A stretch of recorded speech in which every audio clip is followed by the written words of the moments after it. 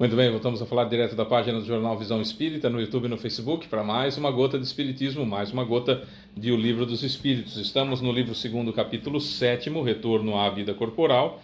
Vamos iniciar o item sobre a infância.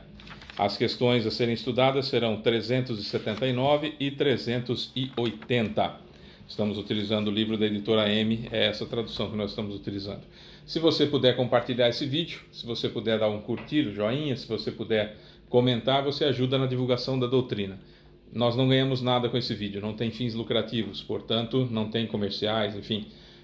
O compartilhamento, o comentário e o curtir é para que o YouTube e também o Facebook comecem a recomendar o vídeo. Quanto mais comentários tiver, quanto mais curtidas tiver, quanto mais compartilhamento tiver, mais essas plataformas acabam recomendando esse vídeo e pode cair na mão de alguém que precise dessa informação. Então, para ajudar a divulgar a doutrina espírita, você pode curtir, comentar ou compartilhar, tá bom? Vamos lá, vamos iniciar mais um item, seria o item de hoje sobre a infância, questões 379 e 380. 379 é a seguinte: o espírito que anima o corpo de uma criança é tão desenvolvido quanto o de um adulto? O espírito que anima o corpo de uma criança é tão desenvolvido quanto o de um adulto? Resposta: pode ser até mais desenvolvido, se progrediu mais, pois é apenas a imperfeição dos órgãos que o impede de manifestar-se.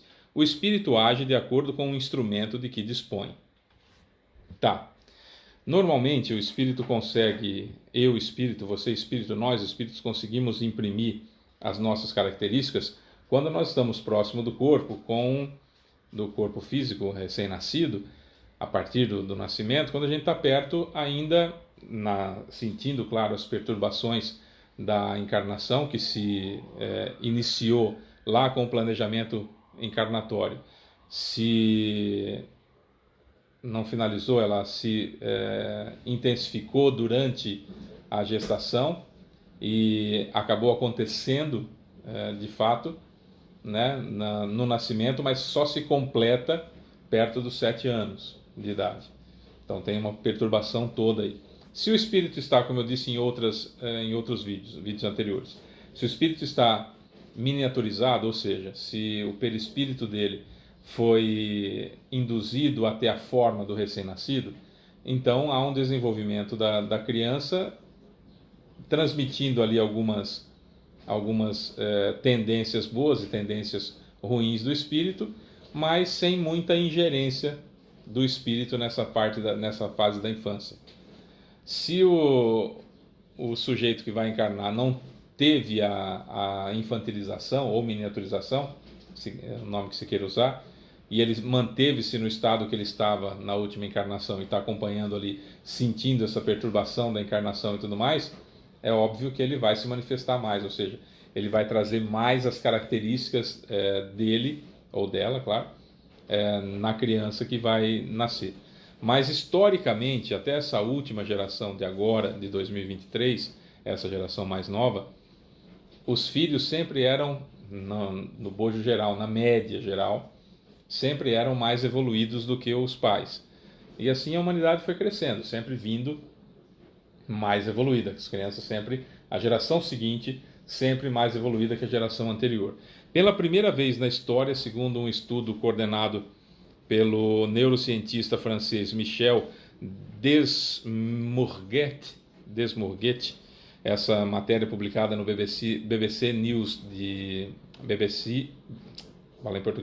BBC News World, essa matéria traz a seguinte temática: geração digital. Pela primeira vez, filhos têm QI inferior aos pais. Primeira vez na história que a geração atual, a geração mais nova, tem QI menor que a geração imediatamente anterior.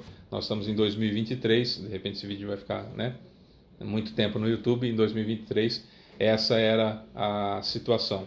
O Michel Desmourguet, esse neurocientista da Universidade de França e também do MIT e da Universidade da Califórnia nos Estados Unidos, ele desenvolveu o termo que ele usa no livro, é até mais pesado, o título do livro dele, até um pouco mais pesado, que é uma geração de cretinos, que ele coloca, né? Que essa parte digital, principalmente que diz respeito à digitalização e o contato das crianças com o mundo digital, tem dificultado muito o crescimento de QI dessas crianças.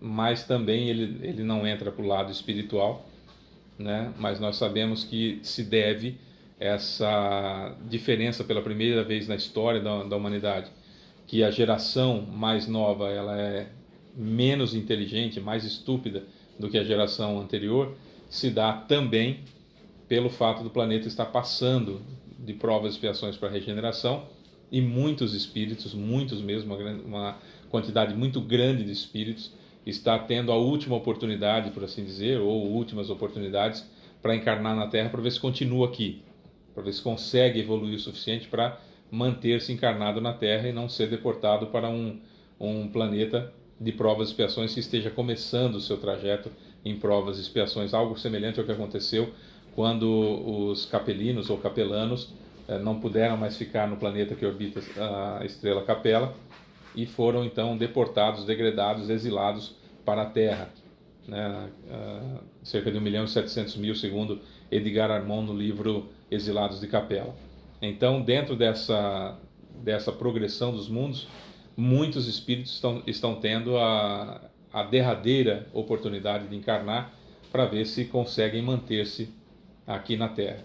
Por outro lado, também os espíritos mais evoluídos, que já são de planetas de regeneração, que estão prontos para encarnar, estão aguardando a oportunidade para fazer isso, justamente para poder ajudar o planeta a progredir. Aí sim, a próxima geração será muito, mas muito superior a essa geração que hoje é inferior à geração dos pais. Isso mostra sempre o quê?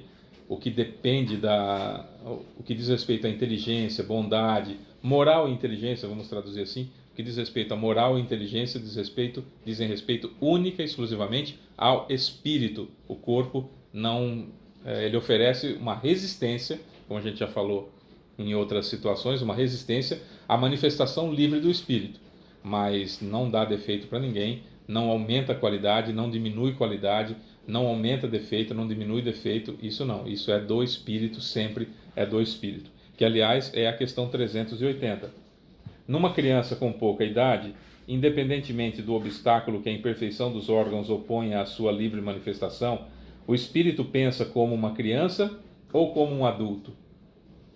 Resposta: enquanto é criança, é natural que os órgãos da inteligência, não estando desenvolvidos, não possam conceder-lhe toda a intuição de um adulto. Sua inteligência é de fato muito limitada, enquanto aguarda que a inteligência amadureça sua razão. A perturbação que acompanha a encarnação não termina subitamente no momento do nascimento, quando se efetiva a encarnação, mas ela só termina, né, ela só se completa aos 7 anos. Ela só se dissipa gradualmente com o desenvolvimento dos órgãos. Uma explicação de Kardec, uma observação vem confirmar essa resposta. Os sonhos de uma criança não têm o caráter dos sonhos de um adulto. O objeto de seus sonhos é quase sempre pueril, o que é um indício da natureza das preocupações do espírito. Sempre o espírito milenar é que traz todas as qualidades e todas as imperfeições. Sempre. O corpo não me dá nada. O corpo me dá limite. Então, se me falta um braço, eu estou limitado naquele movimento. Se me falta uma perna, estou limitado naquele movimento. Se me faltam condições no cérebro, me dando, por exemplo, como nós estudamos recentemente, a idiotia, o cretinismo ou qualquer outra deficiência mental, eu não consigo me expressar através do aparelho que eu tenho, que é o meu corpo físico. Mas as qualidades e as imperfeições são minhas, espírito, sempre. Portanto, é bonitinha a criança? É uma gracinha? Dá vontade de ficar brincando de boneca? Dá vontade de ficar brincando de boneca, dá vontade de cuidar, e temos mesmo que cuidar, de fazer carinho, de mimar na medida do possível, sem estragar a criança. Temos, porém, no entanto, contudo, todavia, é um espírito milenar, com aproximadamente 65.000 encarnações, como nós, com uma multidão de defeitos e uma multidão de qualidades, que vão apresentar-se para nós em formas de tendências.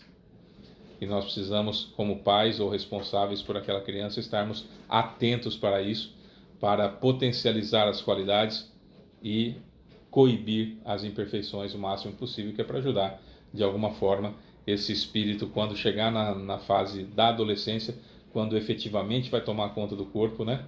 Que já passou a fase da infância, já passou aquele período da pré-adolescência em que vai conhecendo o mundo que se encontra e aí toma conta do corpo efetivamente a partir da adolescência.